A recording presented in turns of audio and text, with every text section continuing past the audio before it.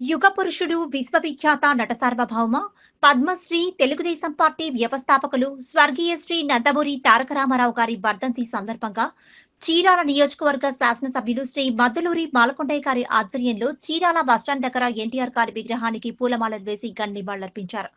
అనంతరం రక్తదాన శిబిరాన్ని అన్నదాన కార్యక్రమాన్ని ప్రారంభించారు.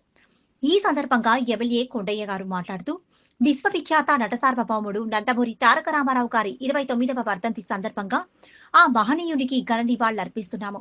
ఎన్టీఆర్ అనేది ఒక పేరు కాదు, ప్రపంచనం. అదొక సంచలనం. తెలుగువాడి విశ్వరూపం. వెండి తెరపై రారాజుగా వెలుగొందారు. రాజకీయాల్లో మహానాయకుడిగా రాణించారు. తెలుగుదనానికి ప్రతిరూపంగా నిలిచారు. తెలుగు జాతి ఆత్మగౌరవం, సామాజిక న్యాయం, ప్రజా సంక్షేమం అనే సిద్ధాంతాలపై తెలుగుదేశం పార్టీ నిర్మితమైంది. సమాజమే దేవాలయం, ప్రజలే దేవుళ్ళు అన్న సూక్తిని మొదటిసారిగా రాజకీయాలకు పరిచయం చేసిన మానవతావాది, నిరుపేదల జీవితాల్లో సంక్షేమ వెలుగును నింపిన మహనీయుడు ఎన్టీఆర్. బడుగు బలహీన వర్గాల వారికి రాజ్యాధికారంలో భాగస్వామ్యం కల్పించిన సమతావాది, స్త్రీలకు సాధికారతనిచ్చిన సంస్కర్త స్వర్గీయ నందమూరి తారక రామారావు వర్ధంతి సందర్భంగా ఆ మహానాయకుని స్మృతికి నివాళులర్పిందాం. సంక్షేమం, అభివృద్ధి, సుపరిపాలనతో అధికారం అంటే పేదల జీవితాలు మార్చేందుకు వచ్చిన అవకాశం అని నిరూపించిన మాననీయులు ఎన్టీఆర్ ఆశించిన సమాజాన్ని సాధించుకుందాం. ఎన్టీఆర్ ఆశయ సాధనలో అనుక్షణం పనిచేస్తామని, తెలుగు జాతిని నెంబర్ 1 చేసేందుకు కంకణబద్దులై ఉన్నామని తెలుపుతూ, కోట్లాది హృదయాల్లో కొలువైన నందమూరి తారక రామారావు గారి నాకు నిత్య స్ఫూర్తి. తన నటనా కౌశల్యంతో తెలుగు జాతి కీర్తిని విశ్వవ్యాప్తం చేసిన ఘనత ఎన్టీఆర్ గారిదే. నటుడిగా తనని ఆదరించిన ప్రజలకు సేవ చేయడమే లక్ష్యంగా తెలుగుదేశం పార్టీని స్థాపించి రాష్ట్ర చరిత్రలో కనీవిని ఎరుగని విధంగా కేవలం 8 మాసాల్లో అధికారంలోకి వచ్చి ఎన్నో సంస్కరణలు చేపట్టారు. మహిళలకు ఆస్తిలో సగం వాటా హక్కు కల్పించి, వారికి ఆర్థిక సామాజిక గౌరవం కల్పించి, మహిళా సంక్షేమం కొరకు విశేష కృషి చేశారు. 2 రూపాయలకే కిలో బియ్యం, రేషన్ వ్యవస్థను ప్రవేశపెట్టి పేద ప్రజల గుండెల్లో దేవుడై నందమూరి తారక రామారావు గారు నిలిచారు అని చీరాల నియోజకవర్గ ఎమ్మెల్యే శ్రీ మద్దులూరి మాలకొండయ్య గారు తెలిపారు. ఈ కార్యక్రమంలో పొగడదంట రవికుమార్, గజవల్లి శ్రీనివాసరావు, డేటా నాగేశ్వరరావు, గూడూరు శివరాం ప్రసాద్, చంద్రమౌళి, భద్రయ్య, ఎంఆర్ఎఫ్ రమేష్, చిరుపాటి సురేష్, మొహిద్దీన్, సుబ్బలక్ష్మి, మల్లేశ్వరి, చీరాల పట్టణ కౌన్సిలర్లు, తెలుగుదేశం పార్టీ సీనియర్ నాయకులు మరియు తెలుగుదేశం, జనసేన, బీజేపీ పార్టీ నాయకులు, కార్యకర్తలు వాళ్ళ జీవితం అట్లాగే నడుస్తుంది.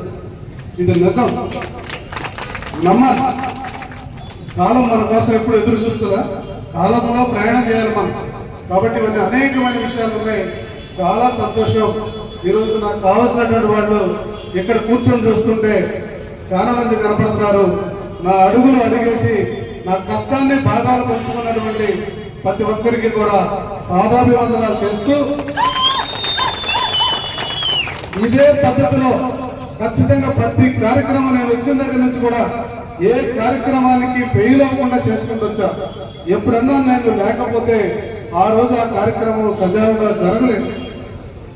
అది కాదు మీరు చేయాల్సిన నాయకులు. నేను స్టేజ్ మీద ఉన్నా లేకపోయినా, నేను ఆ టయానికి ఉన్నా లేకపోయినా, నాయకులందరూ సంఘటితంగా ఉండి నేనున్నట్టుగానే భావించి మీరు పనిచేస్తేనే నాకు సంతోషం తప్ప నేనుంటే చేయడం కాదు. నేను లేకపోయినా మీరు కార్యక్రమాలు చేయాలి. మనస్ఫూర్తిగా పార్టీని విశ్వసించండి, మనస్ఫూర్తిగా అందరినీ గౌరవించండి. లేనిపోని చిన్న చిన్న విభేదాలు రావడానికి వీల్లేదు. అందరినీ సమదృష్టితోనే చూస్తాను, సమన్యాయమే చేస్తామని చెప్పి మీ అందరికీ సగర్వంగా చెప్తాను.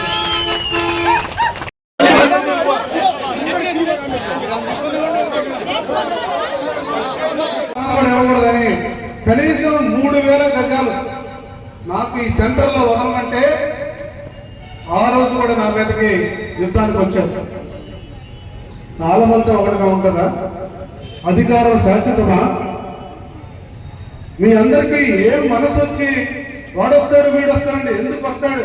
చంద్రబాబు నాయుడు గారు వస్తే కనీసం ఆ సెంటర్లో 4 బ్యానర్లు కూడా పెట్టుకోవడానికి వీల్లేదన్నటువంటి దుర్మార్గమైనటువంటి ఆలోచన చేస్తే ఈ చీరాల ప్రజలకు ఏంటండి ఈ బుద్ధి? అంత దుర్మార్గం చేసినప్పుడు మనం వాళ్ళని ఎందుకు క్షమించాలి? అందుకే క్షమించలేదు. క్షమించకుండా నిన్న తెలుగుదేశం పార్టీ మరి మీరు పట్టాన్ని కట్టారు. కాబట్టి మీరు గుర్తుపెట్టుకోండి, ఖచ్చితంగా తెలుగుదేశం పార్టీ ఈ ఊరిని అభివృద్ధి చేస్తుంది, అభివృద్ధి చేసి తీరుతుంది.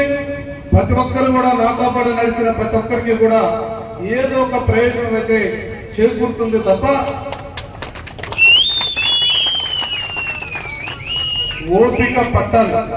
మీరు నన్ను చూసి కొంతనా గమనించాలి. ఎందుకంటే ఈ ఊళ్ళో చాలా అవమానాలు ఫీల్ అయ్యాం, చాలా అవమానాలు ఫీల్ అయ్యాం. అవన్నీ గుర్తొస్తుంటే రక్తం ఉడుకుతుంది. మామూలు విషయం కాదండి. 35 సంవత్సరాలు వ్యాపారం చేసుకుని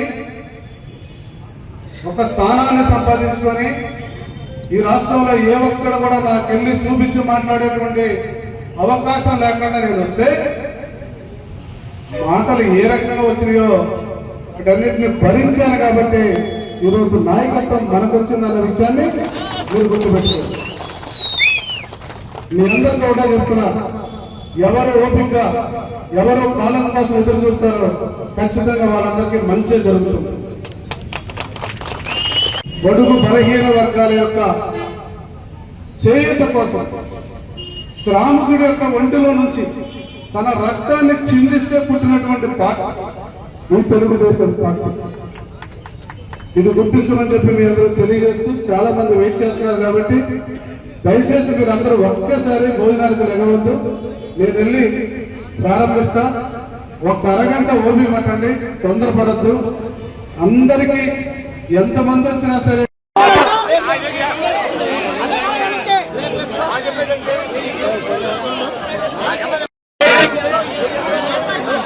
లేడీస్